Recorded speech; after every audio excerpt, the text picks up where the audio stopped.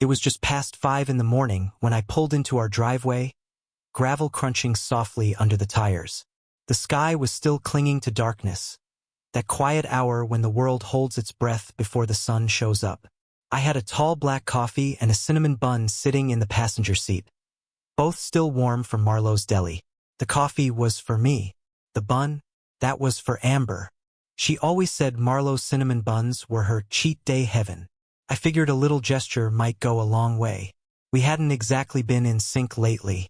I shut the door softly, out of habit more than anything, and made my way around the side of the house.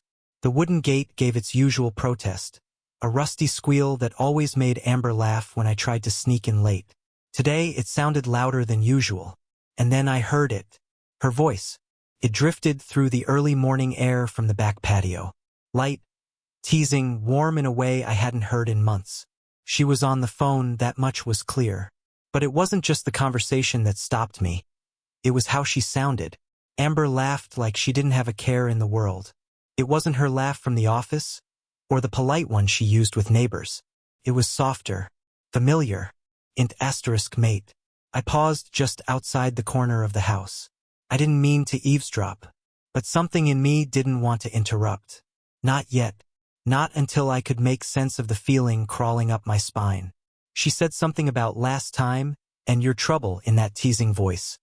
The one she used to use with me back when things were new, before life got heavy and the spark faded into habits. That was the moment I felt it.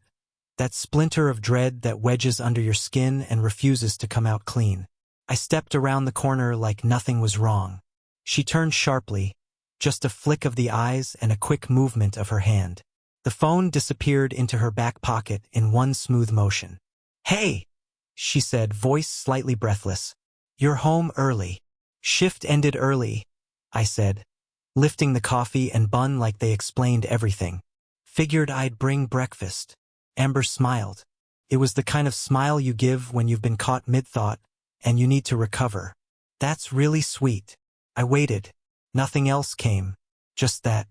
"Who were you talking to?" I asked casually, though my heart was already pounding in a way it shouldn't have been. "Oh," she said, too quickly. "My sister. Just catching up." She couldn't sleep either. That should have been the end of it. A simple explanation. But my brain caught the inconsistency before she even finished the sentence. Her sister's phone had been broken for weeks. She'd mentioned it over dinner last month. Said she dropped it in the bathtub. Amber had even joked about mailing her an old Nokia just so they could keep in touch. So unless her sister had suddenly become psychic and fixed her phone in the dead of night, that explanation didn't track. But I didn't call her on it. I just nodded, smiled, and walked with her inside. The house looked exactly the same as it always did. Cozy, well-kept, lived in. Our wedding photo still sat on the mantel. The same muted earth tones she insisted made everything feel peaceful. There was nothing wrong, nothing tangible I could point to. Still, something inside me quietly shifted. I told her about the slow night at the hospital. She laughed in the right places. We split the cinnamon bun. She even kissed me on the cheek when she said goodnight and headed upstairs. Everything looked normal. Everything felt off. Later, I lay in bed next to her, watching the slow rise and fall of her breathing. She'd fallen asleep quickly, like she always did after pretending everything was okay. But I couldn't sleep. My eyes were fixed on the ceiling, listening to the hum of the fan and the quiet clicks of the house settling. I didn't know what I was feeling. Paranoia? Jealousy? Maybe I was just tired from the shift. But I also knew myself. I didn't get paranoid for no reason. I didn't imagine voices or forget the details. I remembered what she said about her sister's phone. I remembered the way she stuffed the phone into her pocket like it had a secret. I remembered the tone of her voice, that warm, playful lilt that hadn't been used on me in a long time. The worst part wasn't even what I heard. It was what I didn't. I didn't hear her say, "I love you." I didn't hear her mention me at all. And when I showed up, she didn't tell whoever it was on the line that I was there. She just ended the call. Who ends a call with their sister mid-laugh without saying goodbye? It wasn't just one thing. It was the stack of little things that didn't fit. A puzzle with pieces that belonged to a different picture. That night, I didn't say a word. I didn't want to start a fight over a feeling. But deep down, I knew something was broken. And worse, I didn't know when it had cracked. From that moment, I started watching. Not in an obsessive way, just sharper. I noticed the way she checked her phone constantly now, even in the bathroom. I noticed how she angled the screen away when I walked by. I noticed how she smiled less around me, but her phone got more of her attention than it used to. I started waking up early, not out of routine, but because I didn't want to miss anything. I checked the call log once, the next day, when she left her phone on the kitchen counter. There were 2 numbers I didn't recognize, no names, just digits, both called after midnight. I memorized them without thinking, burned them into my mind like fingerprints. Still, I said nothing. Sometimes, silence is the loudest sound in a house. And that silence started taking up space between us, filling the corners like smoke you can't see but can't escape. Something had changed. I just didn't know what. Yet, there's a certain kind of quiet that creeps into your life when trust begins to rot. Not loud, not dramatic, just still. Amber and I stopped fighting, but not because things got better. We just stopped talking about anything that mattered. Started slow, subtle, like a trickle before a flood. The first change was her hair. She dyed it darker, with a faint auburn hue. Said it was spontaneous, but Amber wasn't the spontaneous type. She planned everything, down to the week we'd buy a new comforter.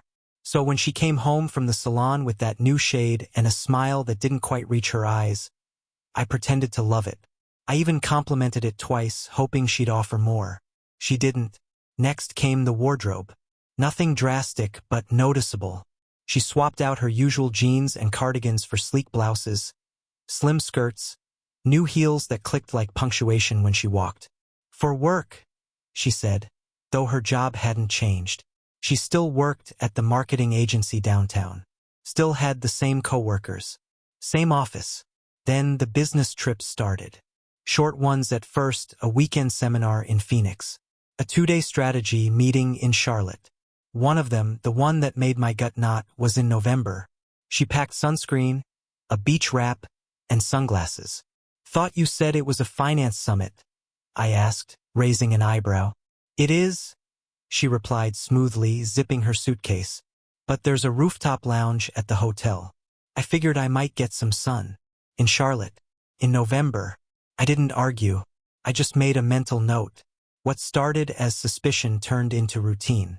I'd quietly take pictures of her luggage before she left, noting the contents, how many shoes she packed, what jewelry she brought. I started checking hotel websites, tracking weather reports. I wasn't trying to trap her. I was just trying to understand who she was becoming. She became guarded, private. Her phone, once left unattended on the counter, now followed her into every room. Even into the shower, which she'd leave running longer than usual, the sound of muffled laughter barely masked by the water. She said she was watching YouTube. I stopped asking. And the house changed too. Amber started cleaning obsessively. Not in a helpful way. In a curated, museum-like way. Throw pillows perfectly fluffed. Candles always burning, vanilla, cinnamon, sea salt. Surfaces wiped down twice a day, even if they were already clean. She rearranged the living room furniture once. Said it needed better flow. But nothing about it felt like flow. Felt like staging. Staging for who? I muttered one night, sitting in a kitchen that smelled like lemon polish and lavender. One night, I woke up around 2 a.m. The bed beside me was empty. At first, I thought she was in the bathroom. But the light was off. I padded downstairs, careful not to make a sound. And there she was, sitting at the kitchen island under the pendant light, typing on a sleek silver laptop I'd never seen before. It wasn't hers. Wasn't mine. It looked new. Expensive. Like something you don't buy for work. Something you buy for a secret. She didn't hear me at first. I stayed in the shadows, just watching. Her face was illuminated by the screen, her fingers moving quickly across the keyboard. She was focused, brows furrowed. And then she smiled. Not the smile she gives when she remembers something funny. It was warm. affectionate. I cleared my throat gently. Not loud. Just enough. She jumped. The laptop lid slammed shut like a reflex. "Hey!" she said, breathless, clutching her chest. "You scared me. Didn't mean to. Couldn't sleep." "Me neither," she said, forcing a yawn. "Thought I'd answer some emails." I nodded slowly. "Didn't know you had a new laptop." "Oh," she said, brushing it off. "It's just a loaner from work. Mine's getting fixed." She scooped it up quickly and headed back upstairs without waiting for another word. The next morning, the laptop was gone. I searched. Bedroom, closets, office drawers, nothing. It was like it never existed. That's when the fragments started piling up. Bits of conversation. Changes in routine. Disappearances. Half explanations. A receipt from a boutique hotel folded into her coat pocket. A text preview I glimpsed that started with "Miss last night already." And then the freesia incident. Freesias were her favorite flower. She said they reminded her of her grandmother of simpler times. I used to buy them for her every anniversary. She cried the first year I forgot. So when I saw them at the market bundled fresh with a ribbon, I couldn't resist. I hadn't seen her smile genuinely in weeks. I thought maybe, just maybe, they might break the ice. She was on a trip again, this time to San Diego for a client dinner. I didn't believe it, not for a second. So I decided to surprise her. I called the hotel she claimed to be staying at. Made up a lie about planning a surprise. The concierge was polite but confused. "We don't have an Amber Reed checked-in," she said. "Maybe she booked under her company?" I asked. "No one from that agency is on our guest list." I didn't panic. I just drove. Picked a hotel I knew she'd like. Modern, sleek, downtown. I walked through the lobby with the freesias in hand, heart hammering against my ribs. At the front desk, I pretended to be dropping something off for a guest. "Room for Amber Reed?" The clerk checked. "Sorry, no one by that name." I turned to leave. Then I heard her laugh. It echoed from the lounge, light and carefree, the same laugh from that early morning weeks ago. I walked toward the sound through the glass walls of the dining area. And there she was, sitting across from a man half her age. A waiter, judging by the black vest and the apron looped around his waist. They were leaning in close. Her hand rested on his thigh. His fingers brushed a strand of hair from her face. And then she kissed him. Not a friendly kiss. Not even a stolen one. It was slow. Intentional. Familiar. I didn't move. I just watched. The freesias felt heavy in my hand. She pulled back, glanced at her phone, and made a call. Her lips moved and I could read them through the glass. "I'm in my room," she said. "Just finishing some reports." I turned. Walked out. Left the bouquet with the front desk. That night I didn't sleep. I didn't cry. I didn't even feel anger. What I felt was worse. I felt confirmation. All those pieces, the haircut, the phone calls, the laptop, the lies, they didn't add up before. But now I saw the picture clearly. It wasn't paranoia. It was preparation. Amber wasn't just drifting. She was gone. She just hadn't told me yet. I never thought I'd be the kind of man who followed his wife. That always seemed like something people in bad movies did, insecure men with nothing better to do than sneak around like second-rate detectives. But here I was, driving across the city with a bouquet of freesias in the passenger seat and a pit the size of a crater sitting in my gut. Amber had texted that morning. "Client dinner tonight. Late one. Don't wait up. Love you." No heart emoji. Not even a smiley face. She'd signed it "Love you," which was code for "I'm doing something you won't like, but I want to appear normal." She used to say "love you" when she was happy, extra letters like confetti. Lately, her texts felt like receipts. I had no intention of waiting up. I wasn't going to sit in that empty house for another night, pacing from window to window like a dog waiting for its owner to come home. No, I had a plan. She said she was staying at the Bristow, an upscale hotel near the marina. Supposedly, her client had booked a private dining room for a post-meeting celebration. She'd sent the hotel name unprompted, as if to offer proof I hadn't even asked for. That was my first clue. The second? Her choice of dress. I caught a glimpse of her slipping it into her garment bag. It was black. Backless. The same one she wore on our 5th anniversary, the one that made me lose my breath the moment she stepped out of the bedroom. She hadn't worn it in over a year. When I asked where she was going again, she said, "Just dinner. I'll be in the hotel by 10. But something about the way she packed, the careful folding, the spritz of perfume, told a different story. So I got in the car. Picked up a bundle of freesias from the late-night market, soft white petals with that sweet, citrusy smell she always said reminded her of her childhood. I drove through the city's veins, past blinking yellow lights and shuttered storefronts, rehearsing what I might say if she really was there. If she was alone. If I was wrong. The Bristow was lit like a jewel box when I arrived, all brass accents and soft jazz humming from invisible speakers. The valet gave me a nod I barely returned. I walked in, heart pounding, flowers in hand. The front desk clerk, a young woman with a pixie cut and a look of polite indifference, smiled at me. "Can I help you?" "I'm here to surprise my wife," I said. "Amber Reed. She's supposed to be checked in tonight." The clerk's fingers danced over the keyboard. One moment. I watched her face, looking for the giveaway, the squint, the slight frown, the tilt of uncertainty. "I'm sorry," she said finally. "We don't have anyone by that name in our system." I blinked. Maybe it's under her agency's name? Rivers and Klein Marketing? She checked again. Nothing. "She said she was having dinner here tonight," I added. The clerk shrugged. "She could be a guest of someone else's room or just here for the restaurant. But she's not checked in under either name." I stood still for a moment, holding those flowers like a fool, not sure what to say next. And then I heard it. Her laugh. It floated from the dining lounge, soft, musical, familiar. It didn't belong to the woman who had become a stranger in my house. It belonged to the woman I married. The woman I thought I still knew. My legs moved before my mind caught up. I followed the sound down a short corridor that opened into the lounge. It was dimly lit, moody, with long windows overlooking the marina. A handful of tables were occupied, couples, mostly lost in their own candlelit worlds. And there she was. Amber. She sat near the window wearing the black anniversary dress. Her hair was pulled back in a way that showed off her neck, a detail not lost on the man sitting across from her. He couldn't have been older than 25. A waiter, judging by the apron now hanging from the back of his chair. Tall, olive-skinned, with the kind of jawline that made women smile without realizing it. They weren't eating. No food. No menus. Just drinks, 2 glasses of red, mostly full, as they leaned into each other. Amber laughed again, the kind of laugh that meant comfort, closeness, chemistry. Her hand was on his thigh. Not grazing. Resting. And then, just like that, she kissed him. Not a peck. Not the kind of kiss you give when you're trying to resist something. It was deliberate. Slow. She knew that kiss.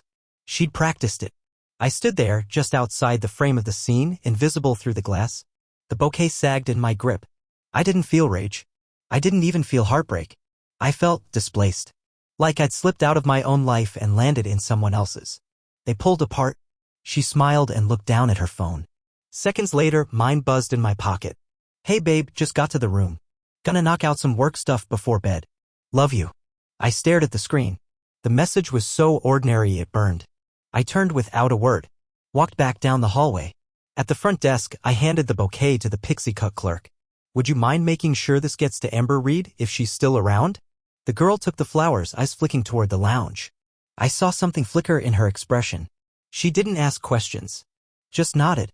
Outside, the night air hit me like a slap, cold and bracing. I walked until the hotel was a memory in my rear view. I didn't cry. I didn't call her. I just drove in silence. At home, the house felt smaller. Too quiet. Her scent still lingered in the hallway. A candle she forgot to blow out flickered on the mantel.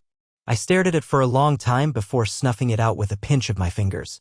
I couldn't sleep. My body refused to lie down. I ended up in the garage, sitting on the floor with a bottle of whiskey I hadn't touched in over a year. I didn't drink. Just held it. My mind kept looping that kiss, how natural it looked. How effortless. Had it always been this way? Had I missed it from the start? The next day, I called the Bristow and asked to speak to hotel security. I told them I believed my wife might have been involved in an inappropriate situation involving one of their employees. I didn't say more. I didn't need to. Their HR department took over from there. By evening, Amber texted again. "Back home late tonight? Conference ran over. Hope you got some sleep last night. Love you." I replied with a single word, "Sure." She didn't ask questions. Not then. But I knew. A line had been crossed, not by accident, not out of boredom. This wasn't an affair in its infancy.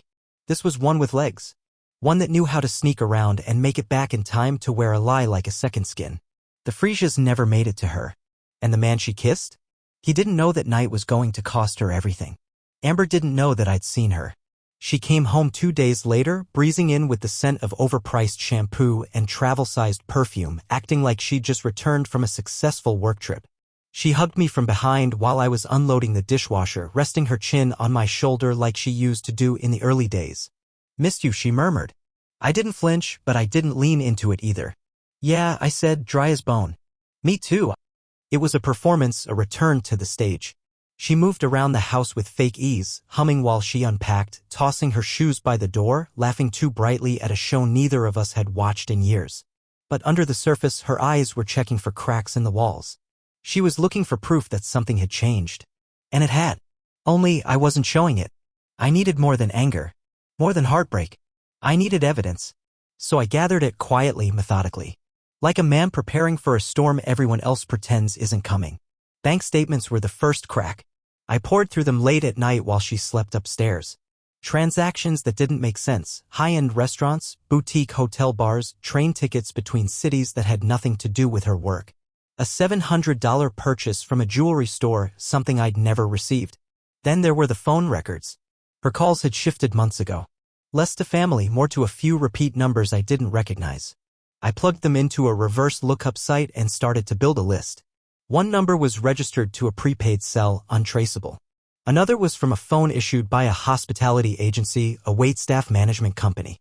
I didn't need a face. I already knew who it belonged to. Emails came next.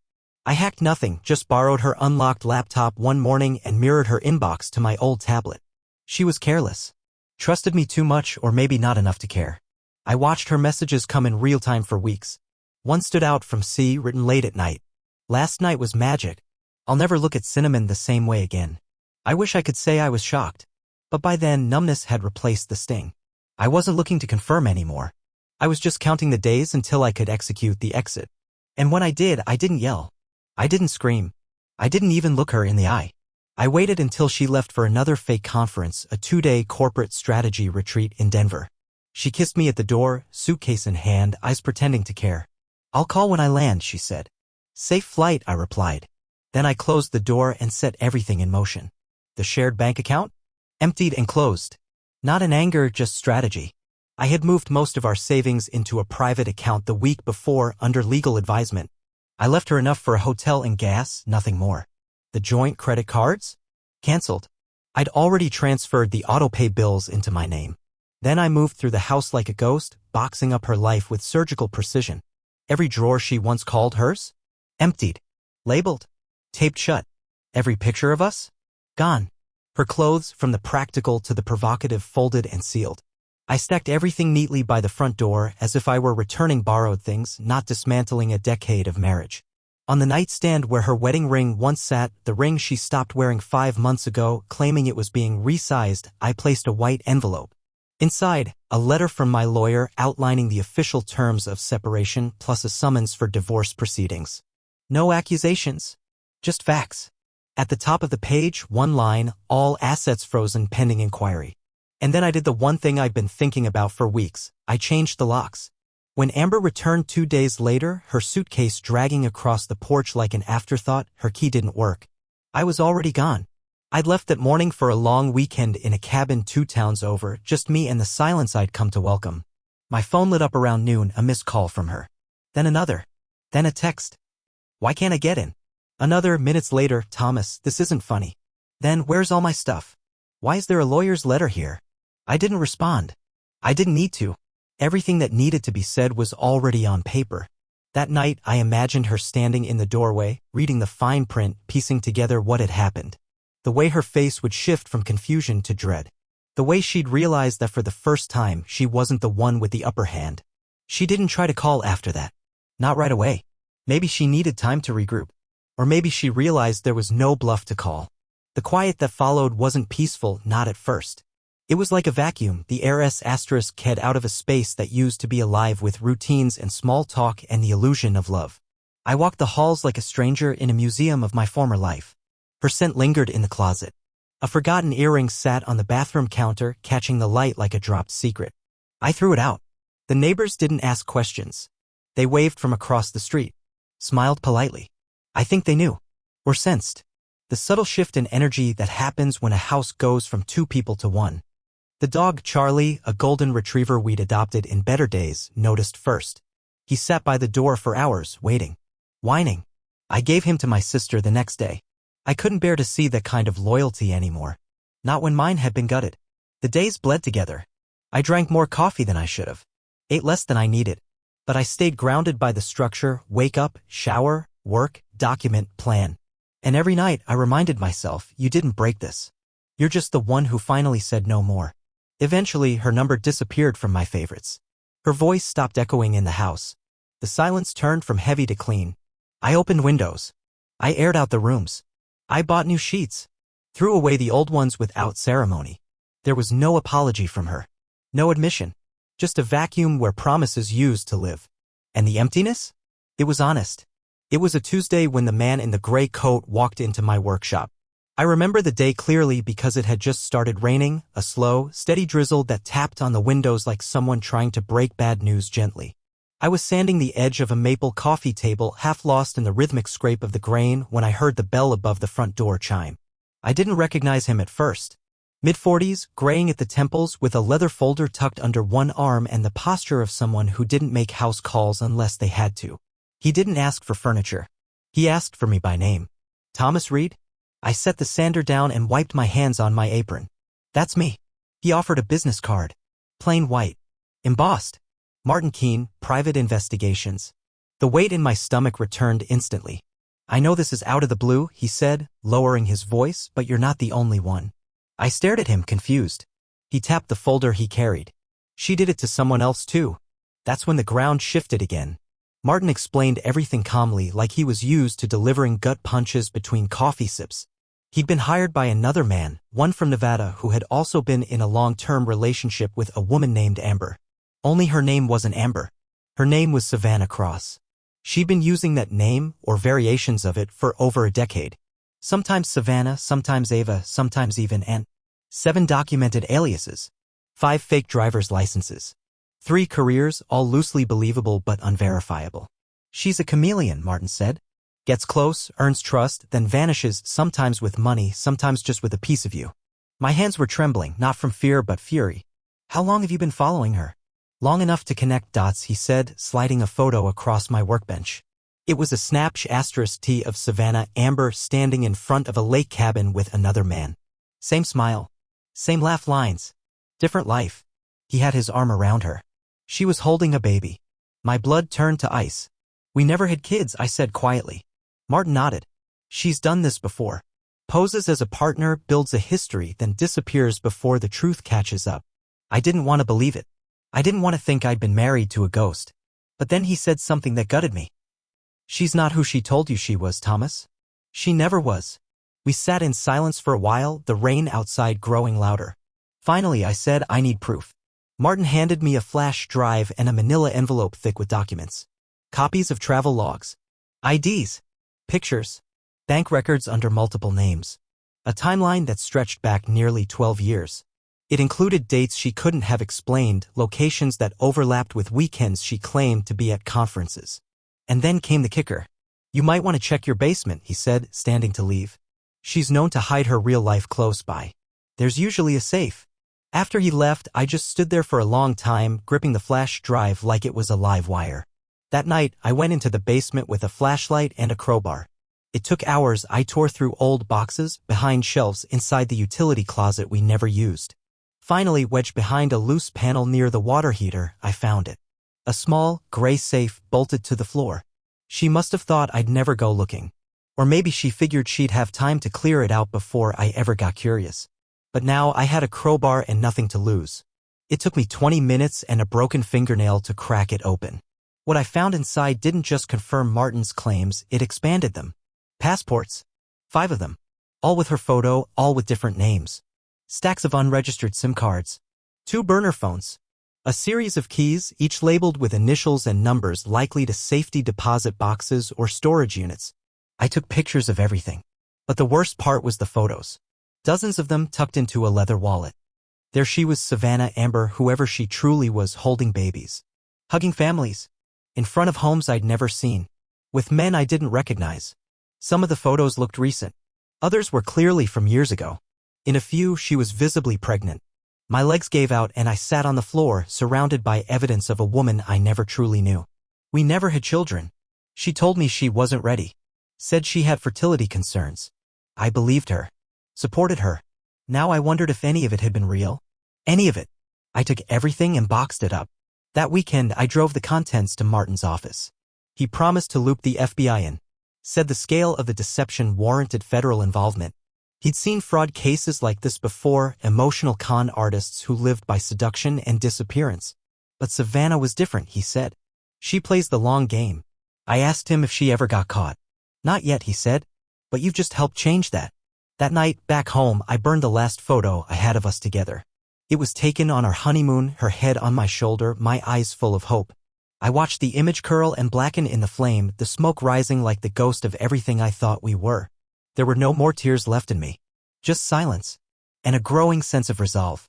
Because if Savannah thought she could move on like she always had, slip into another life, another name, she was wrong. This time she left a trail. And I was going to follow it. Once the truth was out, I moved quickly. No more wondering, no more stalling. Savannah Cross, or Amber, or Ava, or whoever she was trying to be this time, had underestimated me. Maybe that was her greatest mistake. With the documents and contents from the hidden safe in hand, I submitted everything to the federal authorities. Martin Keene helped package the findings into a formal report. Passport fraud. Wire fraud. Identity theft. She wasn't just a liar, she was a career criminal operating in plain sight. I registered every known alias with fraud watch lists and financial protection agencies. I emailed 3 banks, freezing accounts she might have opened using my name or shared assets. Every detail was airtight. I wasn't coming after her with emotion. I was coming with facts and paper trails. 2 other men reached out through Martin. One had lost over $60,000. The other had a daughter, a child Savannah claimed was hers, then vanished with when the truth started closing in. My stomach turned at the thought of her nizing a child. That's when I knew this wasn't just personal. It was about justice. And she walked right into it. Savannah returned weeks later, smug and casual, assuming she'd find me waiting, broken and angry. Instead, she found a hollow house, stripped of memories, fitted with cameras, and sealed with court orders. Her key didn't work. Her name was flagged at every financial institution in the region. On the kitchen counter, the only thing left behind, sat a printed court summons and a USB stick containing the surveillance footage. Her lies, preserved in high definition. Even the dog was gone. She called once. Left a message. Thomas? I'm sorry. Please call me. We can talk this out. I didn't call her back. I forwarded the voicemail to the federal case officer. When they finally caught her, Savannah Cross, aka Amber Reed, she was attempting to board a flight out of the country using yet another fake passport. Her face on the news was blurred, but I recognized the posture, still proud, still pretending. But this time she wasn't vanishing. She was detained, documented, and she'd finally be held accountable. After everything, the trials, the interviews, the headlines, I sold the house. The place where I'd been blindsided. The place that stopped feeling like home. I moved to South Dakota. Bought a small plot of land near the Black Hills, built a cabin with my own hands, and started crafting furniture out of reclaimed wood. There was something healing in it, shaping things with care, creating stability with every nail and joint. At first, I didn't talk to many people. The quiet was welcome. The solitude didn't scare me. For the first time in years, I wasn't living a lie. I wasn't sharing my life with a stranger. Each morning I brewed my own coffee, watched the mist lift off the pines, and reminded myself, you survived her. That's more than most can say. Over time, I smiled more. Not out of politeness. Not to keep the peace. But because I meant it. One afternoon, a woman stopped by the workshop, a local who'd heard I made sturdy porch swings. Her name was Leah. Soft-spoken, with a sharp wit and a pair of boots muddied from trail hikes. She didn't ask what brought me here. Just admired the grain in a table I'd been working on. Looks like it's been through something, she said, running her fingers over a knot in the wood. I nodded. But it's still solid. She smiled. So was I.